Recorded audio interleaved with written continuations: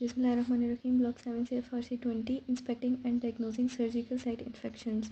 Surgical site infection वो infection है जो कि at the site of surgical incision या फिर near the site of surgical incision develop होगा विद इन 30 डेज़, या फिर अगर इम्प्लांट्स है तो with in 1 year. Normal healing में जो सिम्टम्स आएंगे वो हैं माइल्ड रेडनेस अराउंड इंसिजन हो सकती है, माइल्ड स्वेलिंग हो सकती है, स्लाइट टेंडरनेस हो सकती है, मिनिमल सीरियस डिस्चार्ज हो सकता है। लेकिन अगर नॉर्मल हीलिंग हो रही है तो विद इन डेज़ या आफ्टर फ्यू डेज़ ये सिम्टम्स सारे ग्रेजुअली इंप्रूव होते हैं और ख़त्म हो जाते हैं। लेकिन अगर इन्फेक्शन डेवलप हो रहा है तो फिर ये वर्स होते हैं सारे symptoms with the passage of time. Surgical site infection की 3 टाइप्स हैं। सुपरफिशियल जिसमें स्किन और सबक्यूटेनियस टिश्यू इन्वॉल्व होगा, डीप इंसिजन जिसमें फेशियल और मसल लेयर्स इन्वॉल्व होंगी, और ऑर्गन स्पेस SSI जिसमें इंटरनल ऑर्गन या फिर बॉडी कैविटीज़ इन्वॉल्व होंगी। सर्जिकल साइट इन्फेक्शन के रिस्क फैक्टर्स देखें तो 3 तरह के हो सकते हैं। पेशेंट रिलेटेड भी सर्जिकल फैक्टर्स भी हो सकते हैं और इन्वायरमेंटल फैक्टर्स भी हो सकते हैं। पेशेंट रिलेटेड में diabetes, mellitus, obesity, malnutrition, smoking, immunosuppression, old age या फिर क्रोनिक डिजीज़ है अगर तो। सर्जिकल फैक्टर्स में poor sterile technique, prolonged surgical time, emergency surgery थी, एक्सेसिव टिश्यू ट्रॉमा हुआ था या फिर प्रेजेंस ऑफ फॉरेन बॉडी जैसे कि इम्प्लांट्स, उसके अलावा हीमाटोमा फॉर्मेशन या फिर इनएडिक्वेट वुंड ड्रेनेज। एनवायरमेंटल फैक्टर्स की बात करें तो सर्जिकल इंस्ट्रूमेंट्स कंटेमिनेटेड थे, पुअर ऑपरेटिंग रूम स्टेरिलिटी या फिर इनएडिक्वेट post operative wound care. Common pathogens जो कि सर्जिकल साइट इन्फेक्शन करवाते हैं उसमें staphylococcus aureus, Streptococcus species, E coli, Pseudomonas या एंटीरोकोकस स्पीशीज़। अब अगर इंस्पेक्शन से स्टार्ट करें तो सबसे पहले प्रिपरेशन बिफोर इंस्पेक्शन, उसमें हैंड हाइजीन परफॉर्म करनी है, स्टेराइल ग्लव्स पहनने हैं, उसके अलावा एडिक्वेट लाइटनिंग होनी चाहिए, एसेप्टिक टेक्निक्स मेंटेन करनी चाहिए और वुंड को प्रॉपर्ली एक्सपोज करना है।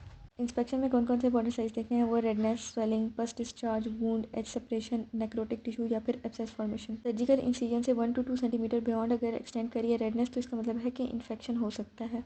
इंस्पेक्शन के बाद पालपेट करना है तो उसमें टेंडरनेस देखेंगे, वार्मथ, फ्लक्चुएशन या फिर इंड्यूरेशन मतलब कोई हार्ड इन्फ्लेम टिश्यू तो वहाँ पे नहीं प्रेजेंट। अगर फुल स्मेलिंग डिस्चार्ज भी है तो इसका मतलब है कि बैक्टीरियल इन्फेक्शन हो सकता है, कोई एनारोबिक ऑर्गेनिज्म है या फिर टिश्यू नेक्रोसिस है।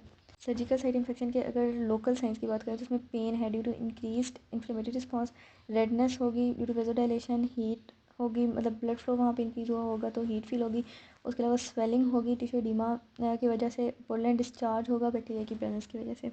सिस्टेमिक साइंस में फीवर, टेकिकार्डिया, मलेज, ल्यूकोसाइटोसिस और सीवियर केसेस में हाइपरटेंशन।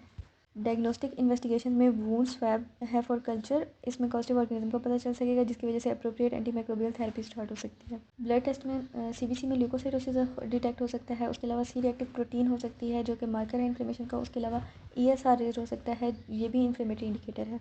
उसके अलावा इमेजिंग करा सकते हैं जिसमें अल्ट्रासाउंड है, अगर एब्सेस है तो उसे डिटेक्ट हो सकती है, उसके अलावा CT स्कैन करा सकते हैं, डीप इन्फेक्शन के लिए MRI करा सकते हैं, उससे पता चलेगा कि सॉफ्ट टिश्यू इन्वॉल्वमेंट है या नहीं। डिफरेंशियल डायग्नोसिस में देखते हैं क्योंकि हर रेड वुंड इन्फेक्शन हो ये ज़रूरी नहीं है। कुछ कंडीशन है जैसे नॉर्मल पोस्ट ऑपरेटिव इन्फ्लेमेशन हो सकती है, उसमें माइल्ड रेडनेस होती है लेकिन वो टाइम के साथ इंप्रूव हो जाती है। उसके अलावा हीमाटोमा हो सकता है, कलेक्शन ऑफ ब्लड की सही जगह पे। उसके अलावा सीरोमा हो सकता है, सीरोमा होता है क्लियर फ्लूइड कलेक्शन। उसके अलावा स्विचेस की वजह से कोई एलर्जिक रिएक्शन हो सकता है जिसमें इचिंग और रेडनेस हो सकती है।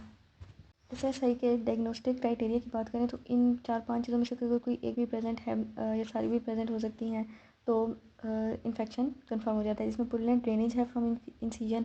उसके अलावा कल्चर अगर पॉजिटिव आ जाता है तो वो, उसके अलावा science of infection with wound opening, उसके अलावा एब्सेस डिटेक्टेड क्लिनिकली और रेडियोलॉजिकली या फिर diagnosis made by a surgeon.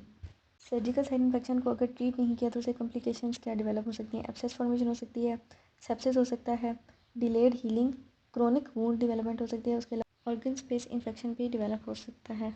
SSI को प्रिवेंट करने के लिए क्या कर सकते हैं, स्ट्रिक्ट एसेप्टिक टेक्निक फॉलो करनी है, उसके अलावा proper hand hygiene, antibiotic prophylaxis दे सकते हैं, post operative wound care properly की जा सकती है और early monitoring of surgical wounds. Main कुछ पॉइंट्स देख लें तो उसमें क्या है कि always compare with normal wound healing, उसके अलावा perform systemic wound examination, look for redness, swelling, pus and warmth. Systemic symptoms सारे असेस करने हैं, कल्चर और लैब टेस्ट करवाने हैं, जो भी डिफरेंशियल्स थे उनसे अच्छे तरीके से डिफ्रेंशिएट करना है और अगर अर्ली डिटेक्शन हो जाती है तो फिर सीरियस कॉम्प्लिकेशन प्रिवेंट हो सकती हैं।